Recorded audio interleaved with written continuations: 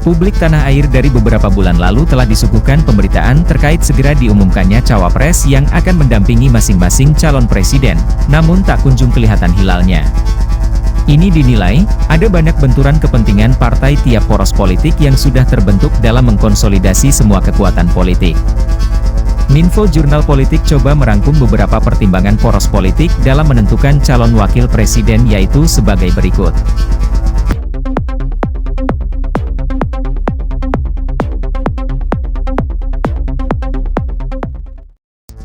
Akumulasi kekuatan politik. Sampai saat ini sudah ada 3 capres yang dideklarasikan oleh masing-masing partai pengusung, tetapi diketahui sampai sekarang pun belum ada calon wakil presiden yang diumumkan.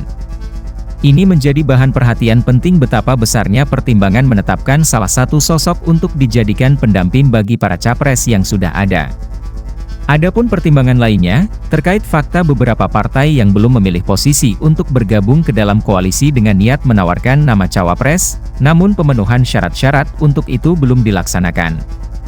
Tiap poros politik tentu ingin menghimpun semua kekuatan politik untuk bekerja sama dalam memenangkan calon presiden yang diusung, namun tiap poros akan mempertimbangkan keputusan yang diambil dalam hal menentukan calon wakil presiden. Jika dari awal calon wakil presiden diumumkan, ini akan menutup kesempatan partai lain yang mengusung cawapresnya untuk bergabung. Sepertinya, baik PDIP maupun Gerindra juga Koalisi Perubahan, saling menunggu kira-kira siapa cawapres yang akan dipilih nantinya. Situasi seperti ini tentu dapat dipastikan, fakta-fakta politik terkait nama-nama yang selama ini beredar menghiasi diskusi politik mengenai siapa sebenarnya yang dipilih untuk mendampingi Ganjar, Anies maupun Prabowo Subianto. Jika PDIP langsung menentukan cawapres pendamping Ganjar Pranowo, partai seperti PAN atau Golkar tentu akan mempertimbangkan untuk ikut bergabung, karena jelas kedua partai ini memiliki agenda untuk menawarkan bakal cawapres. Begitupun dengan Gerindra, jika kemudian Muhaimin Iskandar diumumkan sebagai cawapres pendamping Prabowo, partai-partai yang belum memutuskan pilihan politiknya, tentu akan ragu untuk bergabung. Begitu juga dengan Koalisi Perubahan, selain menunggu partai-partai lain untuk bergabung, di samping itu sedang mencari tokoh ideal yang akan mendampingi Anies untuk menambal celah yang ada pada diri Anies Baswedan. Selain Anies Baswedan, Gerindra juga tentu mempertimbangkan kira-kira siapa sosok ideal untuk menutupi kelemahan yang ada pada diri Prabowo Subianto. Memang Prabowo telah 2 kali mengikuti kontestasi Pilpres, namun 2 kali pula kalah pada proses elektoral tersebut. Di sini dapat dilihat dengan belum diumumkannya sosok cawapres yang akan mendampingi Prabowo, ia tentu memahami betul kelemahan yang ada pada dirinya. Jika Muhaimin Iskandar dinilai sebagai sosok yang pas untuk mendampingi Prabowo, sudah tentu nama ini akan diumumkan sebagai cawapres sejak deklarasi koalisi Gerindra-PKB yang mengusung Prabowo Subianto sebagai capres. Sementara di PDIP sendiri, sangat kelihatan ingin mengakumulasi semua kekuatan politik, membuka pintu selebar-lebarnya kepada siapapun partai politik yang tertarik untuk bergabung. Misal Partai Demokrat yang sebelumnya sudah bertemu dengan PDIP untuk membangun kembali hubungan yang selama 20 tahun tidak dalam satu barisan, kelihatannya sudah ada sinyal kuat untuk kemudian bisa bergabung dengan PDIP dalam mendukung Ganjar Pranowo. Selain Partai Demokrat, konsolidasi dukungan kekuatan politik yang dijalankan oleh PDIP mengarah juga ke Partai Golkar dan PAN. Ini terlihat saat peringatan bulan puncak Bung Karno di GBK saat kedua partai ini disebut akan bergabung ke PDIP untuk mendukung Ganjar. Menimbang preferensi Nahdlatul Ulama. Sudah dapat dipastikan semua elit partai politik akan mengincar basis massa dari Nahdlatul Ulama dalam pemilihan presiden tahun 2024 nanti.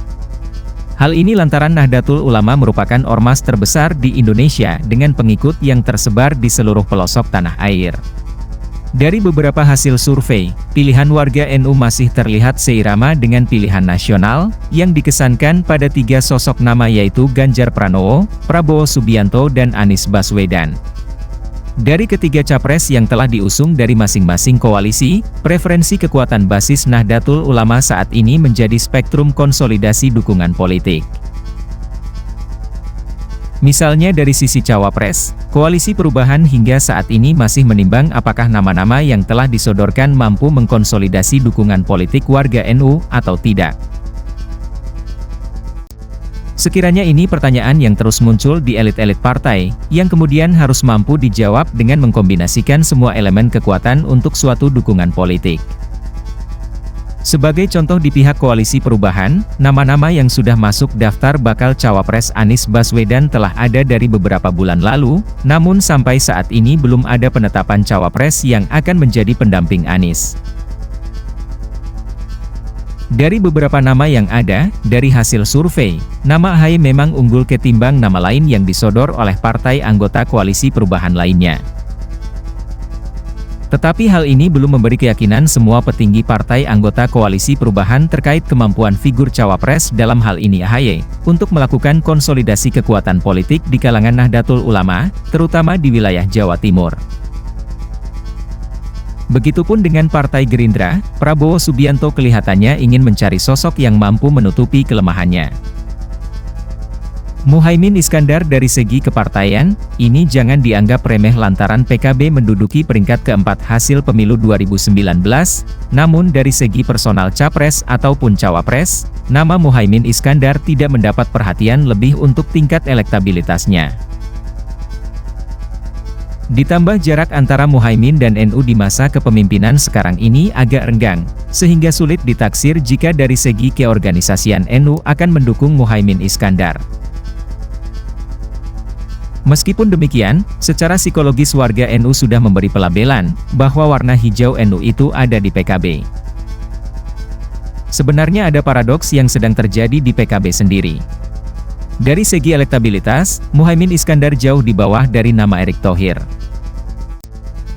Faktanya, warga NU dari sisi personal lebih memilih Erick Thohir sebagai cawapres ketimbang Muhaimin Iskandar. Meskipun secara kepartaian, warga NU fitrahnya itu ada di PKB. Ini semacam anomali yang membuat Prabowo Subianto sedang menimbang sosok yang ideal untuk menutupi kelemahannya.